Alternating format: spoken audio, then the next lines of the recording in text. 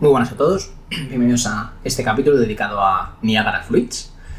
Por fin el momento ha llegado, creíamos que no iba a llegar nunca, pero por fin podemos hacer simulaciones de volúmenes tal cual las hacemos en Houdini dentro de Unreal Engine 5. Se veía venir que esto iba a suceder, al fin y al cabo es como incorporar un Embergen dentro de Unreal. Estaba claro que la industria tiraba para allá y al final en Unreal 5, en esta última versión, ya se ha incorporado la posibilidad de simular directamente fluidos con un contenedor como en Grid Simulation, como lo conocemos tal cual en Houdini dentro de Unreal Engine. Aparte ya ha salido un plugin en el que podemos importar BDBs a Unreal Engine, o sea que esto va como un tiro, acaba de salir y hay un plugin que te permite, de momento tiene sus limitaciones, solo fields float y algunas limitaciones más, solo te permite, pues eso, para meter, por ejemplo, nubes o ese tipo de volúmenes, nada de momento muy avanzado, pero vamos, está claro que de aquí a poco tiempo ya podemos meter volúmenes tal cual directamente dentro de Unreal Engine, tal cual lo sacamos de Houdini.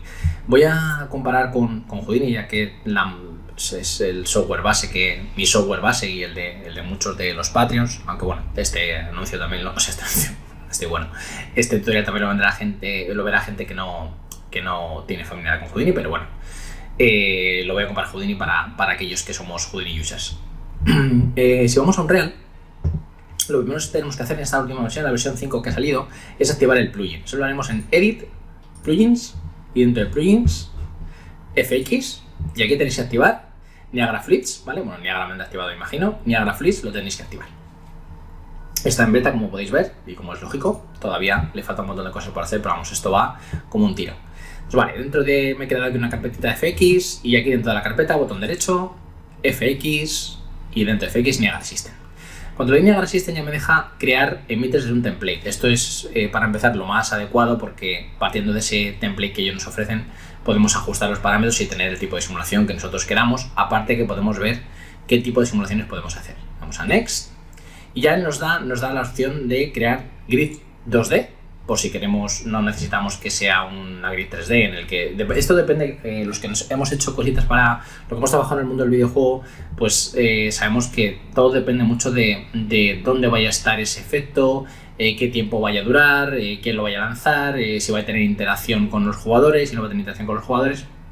Entonces depende de muchas cosas el que tú hagas un volumen 2D, 3D, todo eso depende de la situación. Entonces, bueno, si necesitas algo que no importa que el usuario gire y vea que eso es un flipbook, pues bueno, puedes hacer un 2D. Si te importa mucho por la zona donde está, que se va a ver demasiado que es un volumen 2D, como me pasó con el Ghost of Tsushima, un juegazo, sin embargo tiene zonas en las que se ve perfectamente que las nubes giran, ¿vale? Porque es 2D, ese sería un uso perfecto de meter un 3D fluid. Lo que pasa que, bueno, también son mucho más caros de usar, con lo cual hay que mucho valorar el rendimiento que te va a dar y respecto a lo que te va a ofrecer. Entonces, bueno, en este caso vamos a el 3D. De los 3D tenemos pues Color Mode, Dash Explosion, Gas Explosion Cine, ¿vale? Hay un montón que podéis ver cómo se hacen.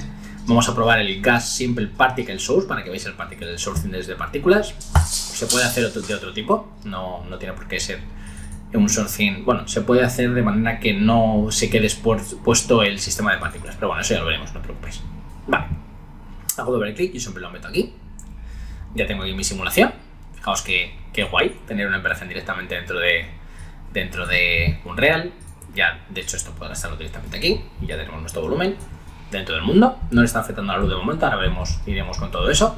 Pero bueno, para empezar, bueno, antes de meternos en lo que es Niagara, él nos expone desde el propio sistema de Niagara. Tenemos varios user parameters, que eso se hace aquí. Bueno, ahora hablaremos de esto, como digo, en el sistema tenemos varios user parameters que expone todos los parámetros que nosotros creamos en el use expose, todos estos que hay aquí, él nos los expone para que lo podamos tocar desde fuera, ¿vale? Eso podéis crear cualquier parámetro expuesto desde aquí, le dais al más y podéis, por ejemplo, crear un float, ¿vale? Te dijera que un float y es mi valor, por ejemplo, mi valor.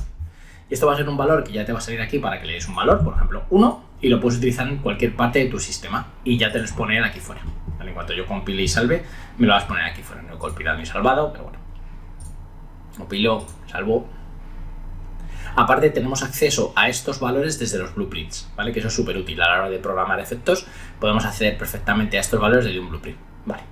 Si no vamos aquí, por ahí andará mi valor, ¿vale? Por ahí andará, por ahí abajo, me imagino. O sea, ya he puesto ese valor, que ahora mismo no lo veo, pero vamos, por ahí andará. Ah, mírale, aquí está. Mi valor, ¿vale? Un valor de 1. Entonces de aquí podríamos controlarlo y si este valor estuviese multiplicado por algo, pues lo podríamos controlar desde aquí fuera. Vale, valores que, cosas importantes que nos expone aquí. Las luces, por ejemplo, ahora por defecto no le está afectando ninguna luz porque aquí donde pone Directional Light, veis que pone None, Directional Light 2, veis que pone None.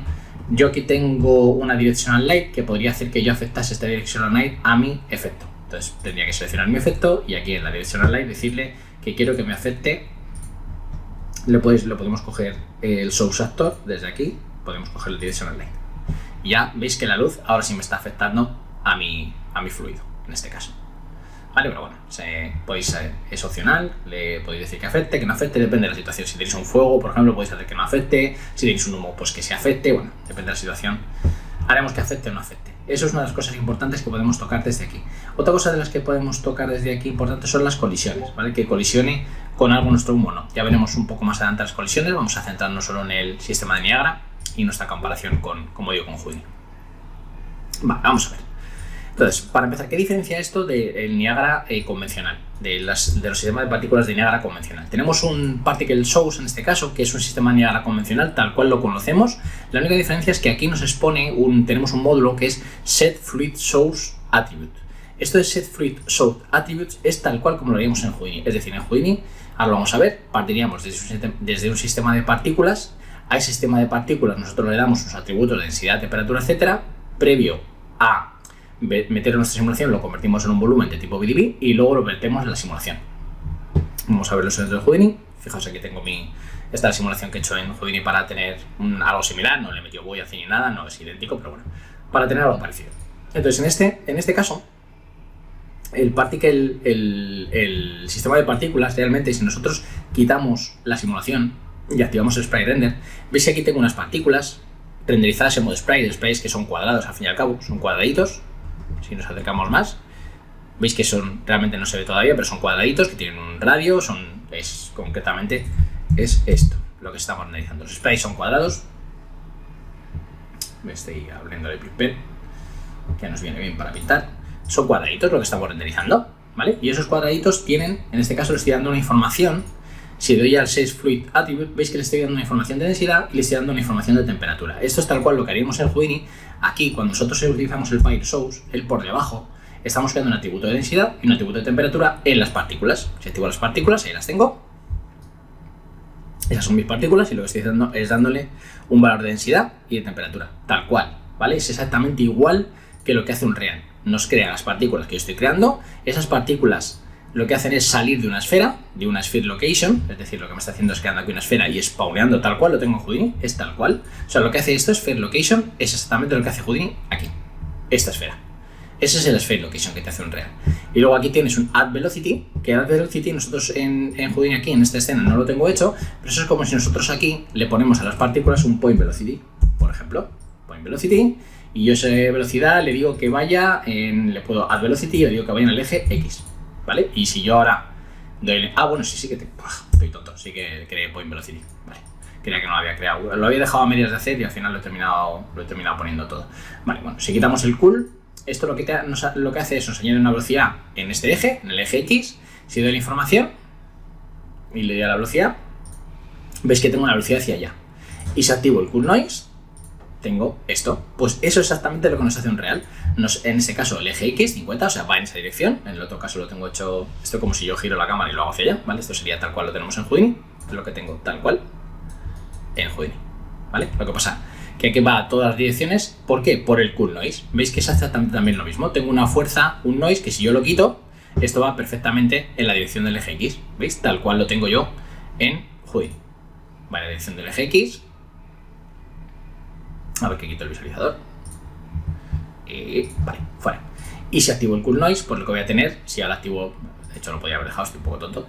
Vale, si yo activo esto, veis que tengo exactamente un movimiento para que nos dé turbulencia en el primer frame. O sea, esto es lo que va a leer cuando está emitiendo, va a leer esa velocidad y va a emitir con ese cool noise volcado a nuestro volumen de velocidad. Aquí es donde luego ya creo los volúmenes. Entonces es igual que lo que hace Houdini por debajo. Activo el cool noise y tengo la misma situación. El cool noise es distinto, por eso el comportamiento es distinto, pero tanto Houdini como Unreal lo hacen de la misma manera. Te crean un sistema de partículas, no partículas en este caso de puntos, ¿vale? No tienen ningún tipo de simulación de partículas aquí. Nos crea unos puntos, en esos puntos nos crea dos atributos, densidad y temperatura. En Unreal tiene un valor de 0,2, aquí un valor de 1, pero bueno, es lo mismo. Y luego tengo un point velocity, que lo único que hace el point velocity es añadir una velocidad en el eje X y un cool noise para que se mueva. Y así veo cómo esto se mueve.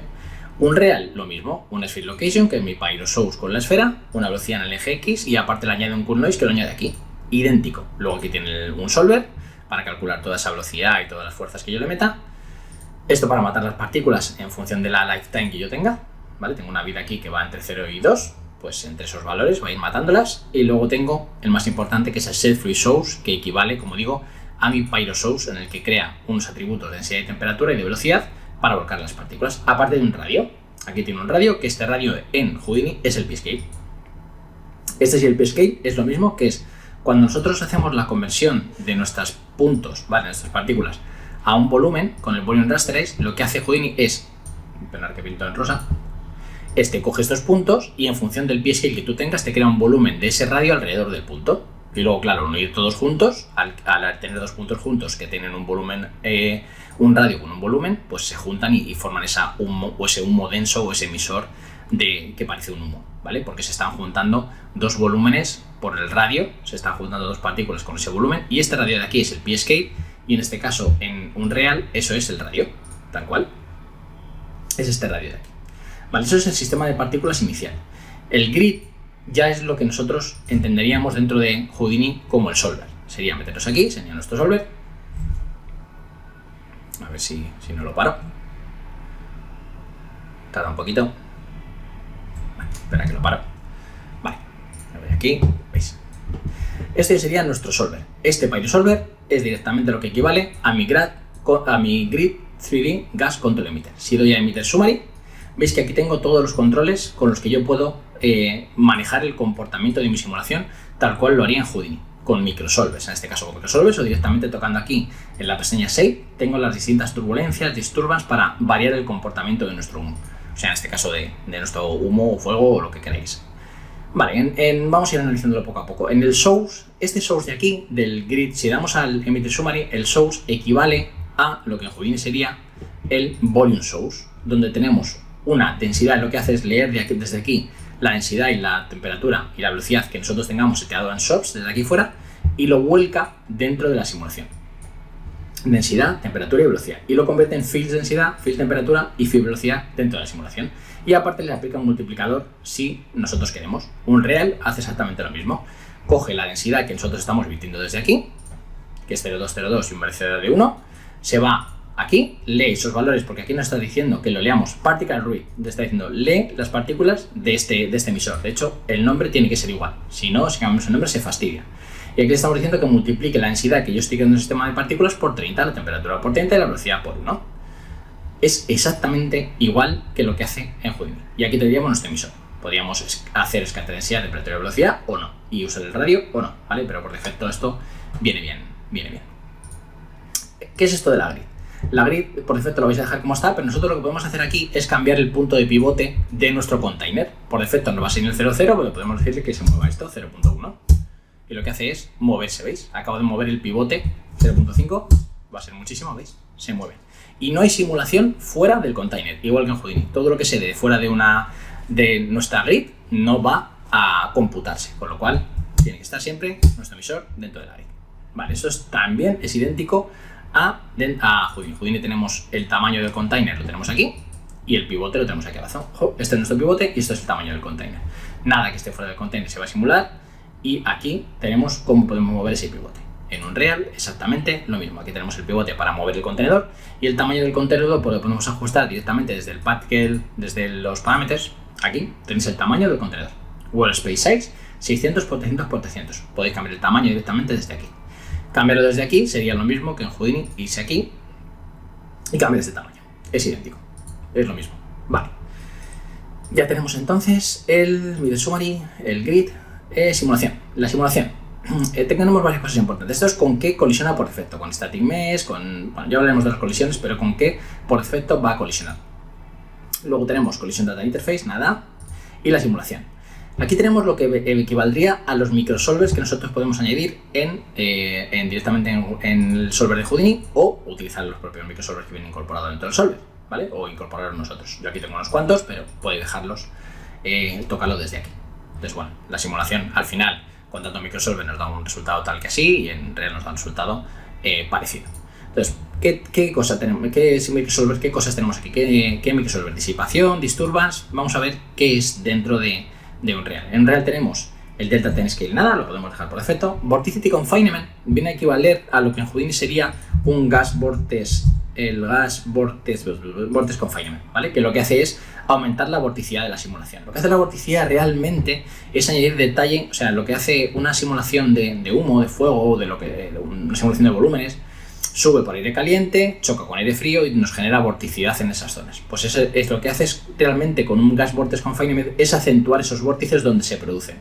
No los produce donde no los hay. Si los hay, los acentúa, los hace más pronunciados, les da más detalle, pero si no existe en este humo, no hay una vorticidad que haga esto, que es lo que está pasando aquí, él no te lo crea, solo da detalle al que hay, ¿vale? Pero no crea más remolinos.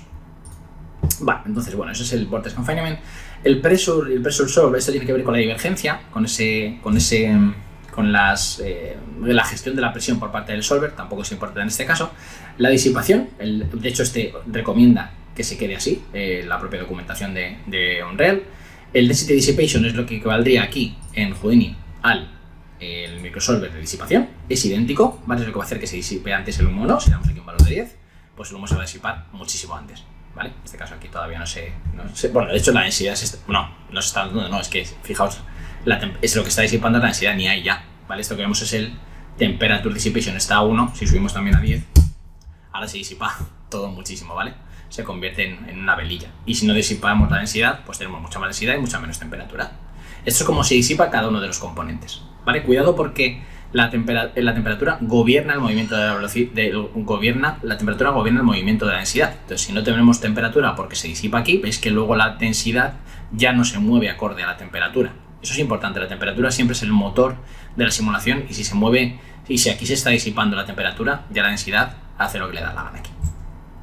Vale, eso entonces, densidad y temperatura, cómo se disipa, tal cual. Aquí en este caso, esto sería la disipación de la densidad, y para hacer la disipación de la temperatura, lo que sería el enfriamiento, en la simulación lo tendríamos en el cooling rate. Esto es lo que hace enfriarse la temperatura. Es como si fuese la disipación de nuestra temperatura, es el cooling rate de Houdini. Vale, ¿qué más cosas tenemos por aquí? Velocity Dissipation, para que la velocidad por defecto está a 0, ¿vale? Para que la velocidad no se disipe.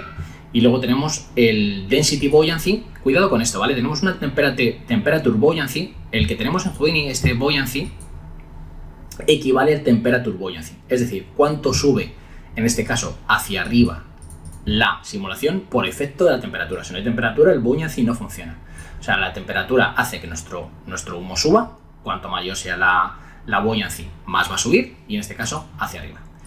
Esa buoyancy que tenemos en Houdini es esta buoyancy de aquí, ¿vale? De hecho es positiva. Si nosotros acentuamos mucho esto sube todavía más para arriba, como podéis ver.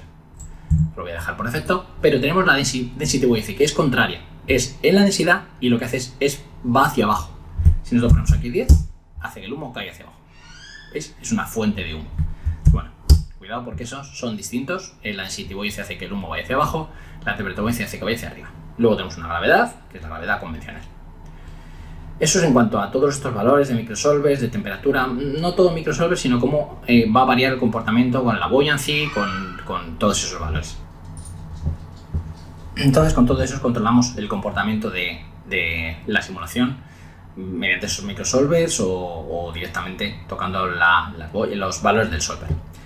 Luego tenemos una pestaña render. La pestaña render, estos valores de la luz están expuestos fuera, que lo que hemos visto antes directamente está mapeado con el user, es decir, están aquí fuera. Todo lo que veáis del user se puede controlar desde aquí fuera, la luz que hemos tocado antes. Entonces aquí tenemos ya las distintas luces que podemos mapear, y tenemos la pestaña render. La pestaña render también es importante.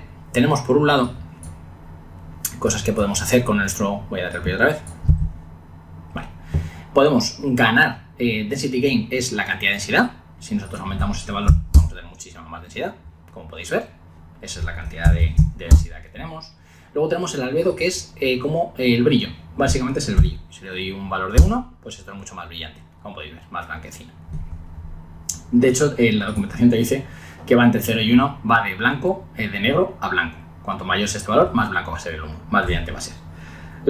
La calidad de las sombras, y luego, por defecto le está aplicando una rampa de black body para renderizar el humo. O sea, en este caso la temperatura, y nos va aplicando una rampa que ya sabéis con la rampa black body, que va entre esos negros y blanco, ¿vale? Con distintos, en función de los grados Kelvin, te pone un valor más amarillo, más blanquecino, más rojo. Esa curva de black body nosotros podemos decirle que utilice una curva. Esa curva está aquí abajo. Esta es la curva que está leyendo. Por defecto, si nosotros le podríamos poner un color más mágico, si podéis ponerlo verde si queréis, azul, como os dé la gana. Y si vosotros ponéis black body, esta curva pasa de ella, ¿vale? Solo tendríais que cambiarlo si queréis utilizar la curva, poner el modo curve y ya podéis utilizar esta curva y cambiar los colores. Pero por defecto le estoy utilizando el black body.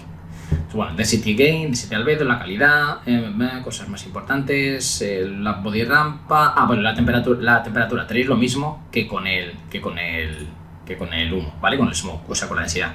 Si subís este valor, tenemos más temperatura. Simplemente. Si lo bajáis, tenemos menos temperatura. Y esto es la opacidad, ¿vale? La opacidad de la temperatura en este caso. También lo podéis tocar esos valores. Por ejemplo, si no queréis que nada de temperatura, si ponéis de valor a 0, pues solo tenéis densidad, ¿vale? Y podéis tocar ya el... Este sería una manera de tener humo, y no aunque tengáis temperatura que gobierna nuestro comportamiento del humo, sin embargo no se ve eso en el shader. Entonces, bueno, eso es importante cuando queráis que el movimiento sea orgánico, como la temperatura es la que dirige la simulación, tiene ese comportamiento, pero por otro lado no queréis que salga esa temperatura en el render, pues bueno, directamente podéis quitar el gain de la temperatura y con eso estaría solucionado. Esa sería una manera, ¿vale? Hay más, pero bueno, esa sería una. Más cositas importantes aquí, el debug. Aquí podéis ver el source. Ahí veis el sourcing. Ahora lo vais a ver. Ahí está, ¿veis? Estos son nuestros valores emisores, ¿vale? Los valores de densidad y temperatura que se están emitiendo desde el source. Por si tenéis que hacer un debug de qué es lo que se está emitiendo, pues bueno, en este caso ahí lo veréis. No sé qué he hecho con él. Vale, bueno, voy a quitar otra vez el source. Más cositas, el sourcing ya lo hemos visto. Bueno, pues con esto ya además se está alargando el vídeo. Con esto ya hemos visto una recapitulación, un poquito un resumen, más que recapitulación, de cómo son estos nuevos volúmenes en Unreal 5 dentro de un contenedor. De hecho, podéis quitar de aquí también este outline del contenedor. Esto lo podíamos hacer, por aquí estaba. Ahora Scalability no. Only use no. A ver dónde está. Show overlays. Lo quitáis y ya no tenéis el contenedor. Tenéis vuestra simulación de humo, pero no tenéis el contenedor.